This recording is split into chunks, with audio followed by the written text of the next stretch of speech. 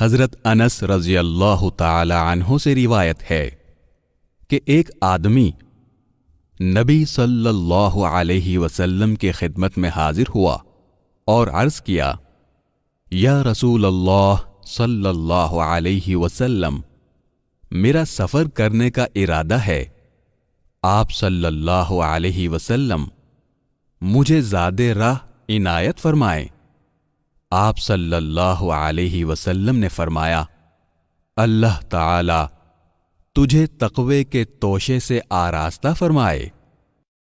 اس نے کہا، میرے لیے مزید دعا فرمائیں۔ آپ صلی اللہ علیہ وسلم نے فرمایا، اور اللہ تیرے گناہ معاف فرما دے۔ اس نے کہا، کچھ اور؟